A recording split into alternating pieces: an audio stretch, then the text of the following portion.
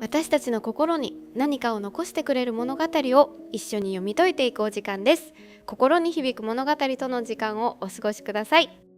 今回取り上げるのは太宰治の走れメロスです。多分皆さんも学生時代に一度は読んだことがあるんじゃないでしょうか。私も中学生の時に教科書で読んで、その時は友情っていいなくらいの感想だったんですけど、大人になって読み返してみるとまた違った味わいがあるんですよね。メロスって本当にまっすぐな人ですよね。妹の結婚式のために街に出て偶然王様の暴政を知って、これは許せないって単純に怒っちゃう。でもこの単純さが私は好きなんです。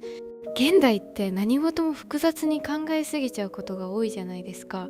でも相手の立場もわかるし、いろんな事情があるからって、もちろん大人になるとそういう配慮も大切なんですけど、時々メロスみたいにこれは絶対に間違ってるって純粋に怒れることって大事だなって思うんです。そして何より印象的なのが、メロスが友達のセリヌンティウスを人質にして必ず戻ってくるって約束したところ、皆さんは誰かのために命を懸けて約束したことってありますか？私恥ずかしながら約束を破っちゃったことが何度もあるんです。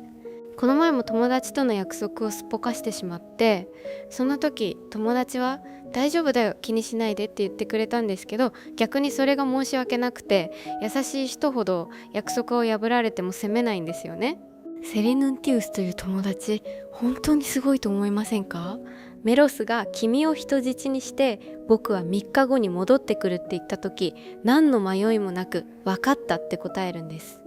私だったら正直本当に大丈夫って不安になっちゃうと思います。でもセリヌンティウスはメロスを信じた。それも命を懸けて。この前職場の先輩と話していた時に、本当の友達って何人いるという話になったんです。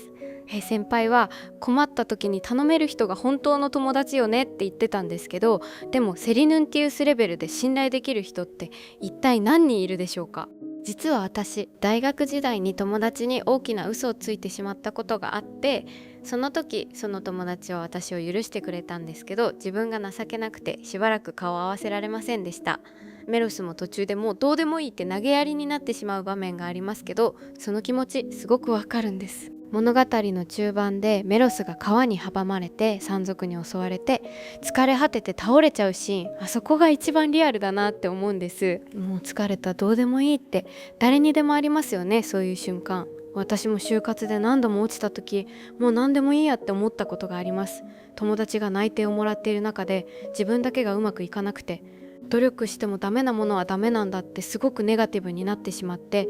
でもメロスは立ち上がったんですよね。湧き水を飲んでもう一度走り出した。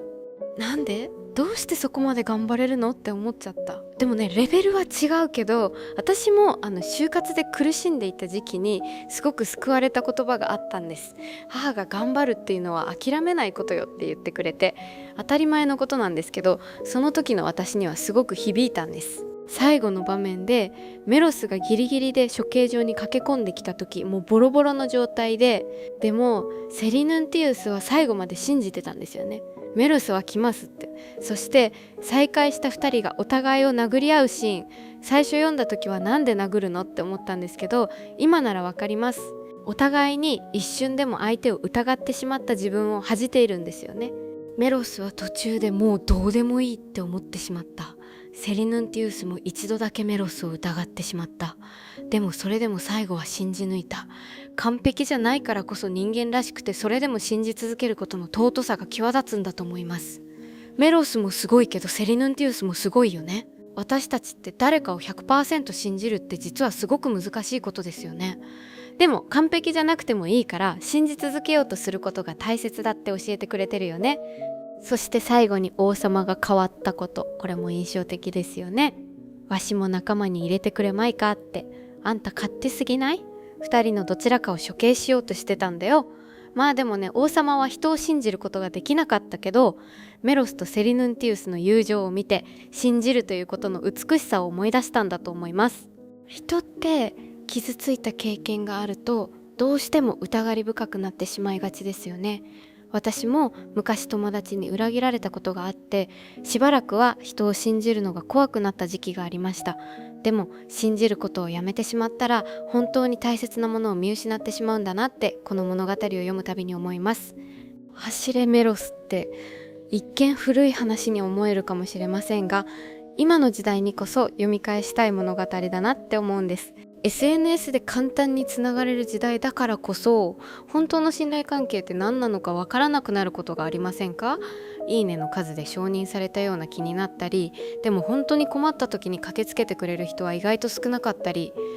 メロスとセリヌンティウスみたいな関係って今の時代にも確実に存在すると思うんです。ただ私たちがそれに気づいているかどうか、そしてそういう関係を大切にしているかどうか。この前高校時代の友達と久しぶりに会った時に全然変わってないねって言われたんです。最初は成長してないってことって思ったんですけど、信じやすくて裏表がないところが昔のままって、それってもしかしたら私の長所なのかもしれないって思ったんです。疑うことを覚えるのは簡単だけど、信じ続けることの方が実は勇気がいることなのかもしれないし、そう思った方がメンタル的にも良いって感じたんです。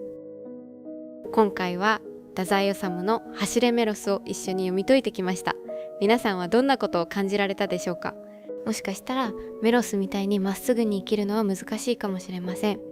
でも時々でいいから誰かを無条件に信じてみる、約束を守り抜く、そんな気持ちを思い出せたらいいなって思います。そして皆さんの周りにもきっとセリヌンティウスみたいな人がいるはずです。当たり前のようにそばにいてくれる人、何も言わなくても信じてくれる人、